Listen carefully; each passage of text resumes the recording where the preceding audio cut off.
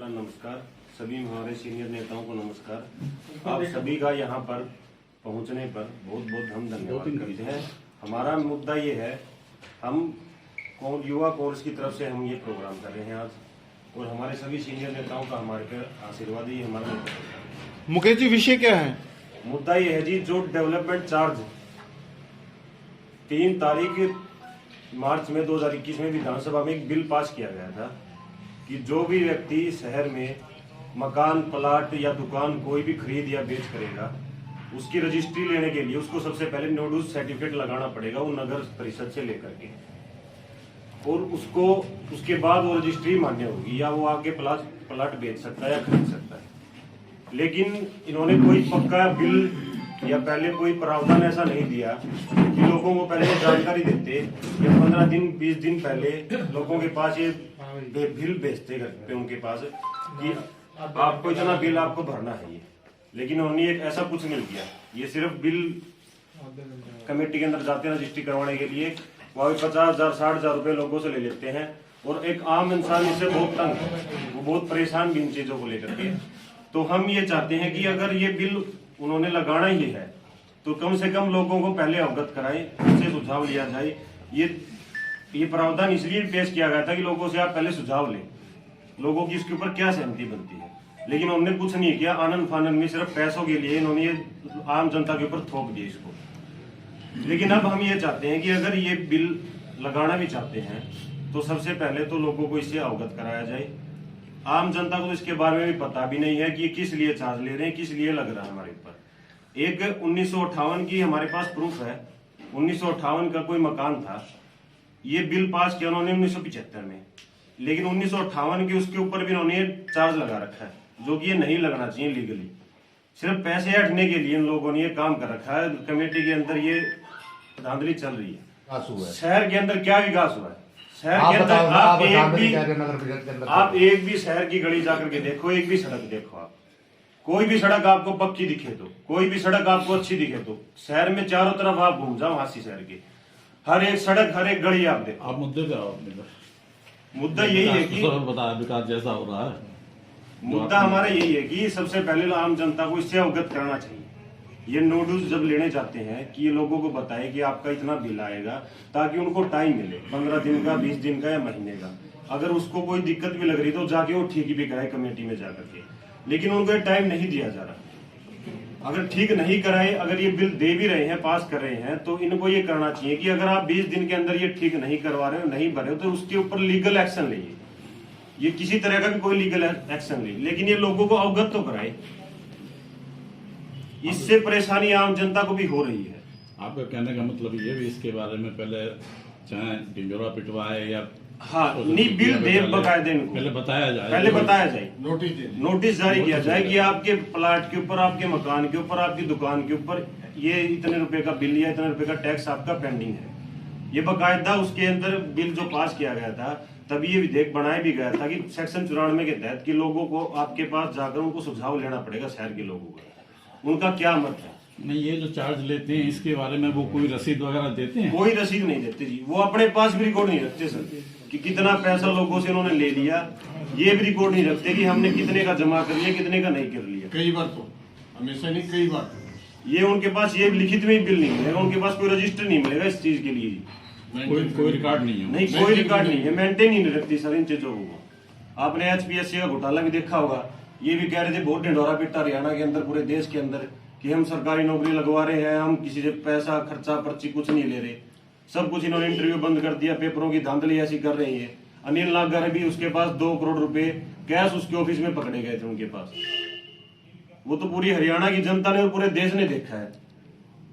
ये पारदर्शिता है इनकी, देख लो आप। हर लोगों को, सबको पता है इनका कि नोटों के पैसे भरो, उनके पास रखो और आपका छोरा नौकरी ला गया जी।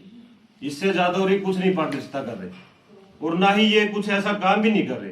सिर्फ लोगों को गुमराह कर रहे हैं, माइंड वॉश कर रहे हैं, ब्रेन वॉश। सिर्फ धर्म और जात पात की राजनीति ये करेंगे, इसके अलावा और ये कुछ नहीं कर रहे। हम 2 दिन के बाद हमारे सभी सीनियर नेताओं के नेतृत्व में इनका आशीर्वाद लेकर के इसके खिलाफ हम CM साहब का पुतला भी फूकेंगे, और इनकी मांग भी करेंगे कि हम सरकारी नौकरियों में पारदर्शिता बोलने के लिए मत रखो। स्पष्ट भी करूं इन चीजों को। कौन सी तारीख को करोगे? हम सर 18 तारीख को करेंगे। गोयल सर और सैनी साहब, आप तो पार्ट में सरकार में रहे हो, साझेदारी रही आप लोगों की कैबिनेट मिनिस्टर के तौर पर, मतलब जैसा माहौल अब चल रहा है बीजेपी राज्य सरकार में, स्टेट में भी, सेंटर में भी, आपके समय में क्या तब्दीली है इस माहौल में? जनता आपको अपने आप बतला रही है सारी की सारी, किस ढंग से इन्होंने झूठ बोल के, झूठ प्रपंच का नाटक करके एक आईएएस ऑफिसर अधिकार किसानों को जिस ढंग से बोलता है करनाल में, वो आप सबके सामने था। हमारा प्रदेश का मुख्यमंत्री लठ उठा लो और उसके ऊपर कोई एक्शन नहीं होता, ये कोई राज चलाने वाला काम थोड़ा है। इससे पहले अतीत में चाहे किसी की भी सरकार थी, इस तरह से नंगा नाच नहीं हुआ करता। जो अभी बेटे ने बताया भाई एचपीएससी वाला घोटाला, और मुख्यमंत्री ने पहले कहा, चाहे वो आपके एचपीएससी का या एसएस बोर्ड का चेयरमैन था, पकड़ा गया था 50 लाख की उसके लड़के की, और ये 4 महीने के बाद वो क्लीन चिट दे दी। अब इसको भी क्लीन चिट दे दी, कह दिया भाई कुछ भी नहीं हुआ। ये अच्छे दिन आ गए जी, दिन तो अच्छे आ ही गए। अब आज प्रधानमंत्री जी जहाँ जा रहे हैं वो कांग्रेस पार्टी की देन है और हमारे देश के सैनिकों की देन है, जो वो पाकिस्तान के 2 टुकड़े करवाए। पूछ रहे थे ना रोज की रोज बीजेपी वाले, भाई कांग्रेस की क्या देन है? कांग्रेस की देन देश को बचाने के लिए पाकिस्तान के 2 टुकड़े कांग्रेस पार्टी ने करवाए थे।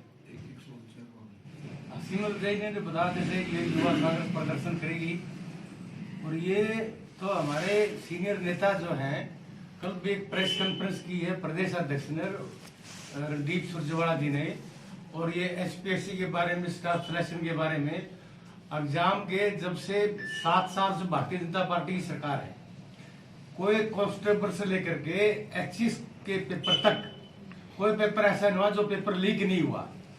और ये एक डिप्टी सेक्रेटरी रैंक का आदमी कि ये हिम्मत नहीं पड़ सकती कि वो 3-3 करोड़ रुपए रिश्वत ले, और फिर मुख्यमंत्री का ये बयान आए कि वो पैसे उसके दफ्तर से रिकवर नहीं किए गए, उसके दफ्तर से रिकवरी हुई। और ये एक ऐसा सुनने में भी आया है कि उसके बाद उसके जेब से 38 आदमियों की लिस्ट मिली प्रीलिमिनरी एग्जाम का पास कराने के लिए एचसीस का, और 12 आदमियों की लिस्ट मिली मेन एग्जाम का पास कराने के लिए, और उनमें से किसी की कोई इन्वेस्टिगेशन नहीं हुई। उसके बाद विजिलेंस ने क्या किया, इसका कोई उसका जवाब नहीं है। इतनी धांधलियां और इतना सिस्टम जो इस सरकार में है, वो कहते बोला बिना पर्ची बिना खर्ची। कोई ऐसी बताओ बिना पर्ची बिना खर्ची इस सरकार ने कोई नौकरी दी है? और मेरिट की बात करते हैं, इस घोटाले में ये बड़े लोग संलिप्त हैं। ये हाईकोर्ट के जज की निगरानी में एक जांच होनी चाहिए। झांसी में विकास कुछ नहीं हुआ, कुछ चंद लोगों का जो सत्तासीन है उनका विकास जरूर हुआ, बाकी तो सबको पता है झांसी में कौन सा विकास हुआ। पैसा बताते हैं बहुत आया है, लेकिन उसका कोई रिकॉर्ड नहीं कि भाई हमने यहाँ खर्च किया, इतना किया, वो किया। रही बात विमल जी ने जो पूछी थी कि भाई आपकी सरकार में अब की सरकार में क्या फर्क है, हमारी सरकार में, कांग्रेस पार्टी की सरकार में जो संवैधानिक संस्थाएं होती थी उनकी पूरा मान सम्मान होता था, उनकी बातें चलती थी, उनको अपना पूरे अधिकार थे। आज की जो सरकार है वो संवैधानिक संस्थाओं को खत्म करने पे लगी हुई है, लोकतंत्र को खत्म करने के पे लगी हुई है। लोकतंत्र में लोगों की आवाज सुनी जाती है, और ये सरकार ने, जैसे हमारे अन्नदाता हैं, किसान हैं, 1 साल बैठे रहे, उनकी बात नहीं सुनी, उनकी बात नहीं मानी, लेकिन अब आके उन्होंने उनकी बात मानी, और वो भी कब मानी, जब 700 से ऊपर किसानों की शहादत हो चुकी, और उसको भी मना करके कि भाई हमें तो पता ही नहीं, रिकॉर्ड ही नहीं, कोई मरा कि नहीं मरा, ये on the floor of the house कहते हैं वो। लेकिन जब हमारी पार्टी के नेताओं ने उनको लिस्ट प्रोवाइड की तो ये फर्क है हमारी सरकार में, जो हमारी सरकार थी उसमें और आज की सरकार में। कोई भी संवैधानिक संस्था है उसके ऊपर ये चोट करते हैं। न्यायपालिका सबसे बड़ा स्तंभ होता है जो लोकतंत्र को बचाने का, उसके ऊपर भी ये चोट करते हैं। हमारे चीफ जस्टिस हुआ करते थे इंडिया के, गोगोई जी, उनकी मांगे मानने का एक बड़ा कारण ये भी बताया जा रहा है कि भाई जो चुनाव है प्रदेशों में, यूपी में, पंजाब में और गोवा में, 5-4 स्टेटों में, एक ये भी कारण बताया जा रहा है कि भाई इस वजह से मतलब सरकार ने किसानों की मांगे मानी और ये आंदोलन समाप्त करवाया। आपकी बात से सहमत हूं मैं कि दबाव में ही मानी ना, राजी हो गए तो नहीं मानी, चाहे वो वोट का दबाव था। ये भी तो दबाव है प्रजातंत्र में, वोट का दबाव है कि भाई आगे सरकार बनानी है तो वोट लेने पड़ेंगे, इनकी बात माननी पड़ेगी। लेकिन बात तो किसानों की ठीक थी ना, वो कुछ नहीं मांग रहे थे, एमएसपी तो मांग रहे थे। एमएसपी का मतलब है मिनिमम, न्यूनतम समर्थन मूल्य, और वो भी कोई भी प्रोडक्ट हो, कोई भी फैक्ट्री वाला है, कोई भी बनाए, वो अपने सामान का अपने आप निर्धारण करता है मूल्य कि मैं इतने पे बेचूंगा। किसान तो ये भी नहीं कहता बेचारा, वो तो ये कहता कि आप जो रेट तय कर दो वही रेट दे दो मेरे को। कभी इसने ये नहीं कहा कि बढ़ा दो या वो कर दो। लेकिन ये क्या करते हैं, ये कहते हैं किसान के हक में ये कानून, किसान के हक में नहीं थे, ये व्यापारी के हक में थे। सारी बात व्यापारी के हक की करते हैं ये कानून, किसान के हक की कोई बात नहीं करते।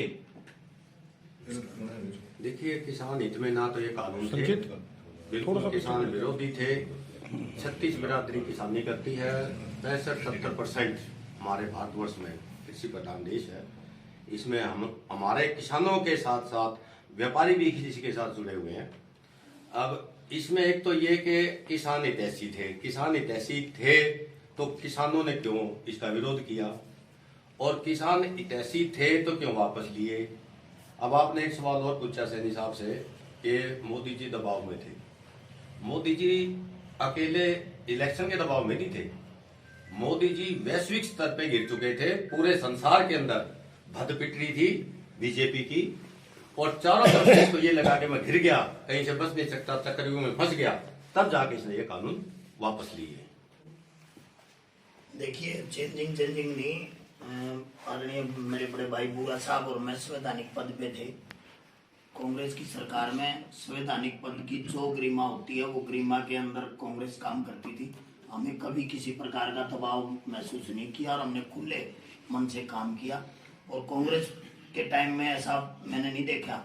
हमारे बैकवर्ड के लिए अब मुकेश भाई ने जो बताया 120 रुपए गज यहाँ रिहायशी मकानों के और 502 रुपए गज कॉमर्शियल के, जिसकी दुकानें आज से 20 साल पहले बन गई, उसके भी पैसे उगाए जा रहे हैं। नए लो उसके तो लो, लेकिन ये तो 20 साल 25 साल पहले बनी हुई दुकानों के मकानों के पैसे ले रहे हैं। बैकवर्ड के साथ जो धोखाधड़ी ये सरकार कर रही है, क्रीमी लेयर के नाम पे 314 IAS बच्चे बैकवर्ड क्लास के आज दर की ठोकरें खा रहे हैं। क्रीमी लेयर के नाम पे उनको बाहर निकाल दिया गया, 7 बच्चे उनमें से सुसाइड करके। ये सरकार जितना बैकवर्ड के साथ खिलवाड़ कर रही है इतना मैंने कभी नहीं देखा। पहले हमारी सरकार के टाइम में निष्पक्ष भर्तियां होती थी, स्टाफ सिलेक्शन कमीशन में भी और HPSC में भी। आज वो नहीं है। आज 2-2 करोड़ पकड़ने के बावजूद भी ये लोग ये कहते हैं कि ये वहां से पकड़े नहीं गए, तो इससे बुरी बात और क्या हो सकती है। गोयल साहब, आप जब निकाय मंत्री थे उस दौरान हासिल विकास हुआ, और अब कैसे होता है? समझने का बड़े है, इसका क्या होगा हासिल का। अब आपके सामने ही है कि अब क्या विकास होगा, कोई कहने की जरूरत ही नहीं। जो जितने भी प्रश्न आपने पूछे और जितने जवाब हमारे साथियों ने दिए हैं, इस बात से तो ये साबित हो रहा है कि ये सरकार बिल्कुल पंगु है और इसको तुरंत अपने पद से त्याग पत्र दे देना चाहिए अगर कहीं भी शर्म आया है तो। विकास तो हांसी में जी विधायक जी का, और विधायक जी के जो खास लोग हैं उनका हो रहा है सिर्फ, और किसी का विकास नहीं हो रहा हांसी में।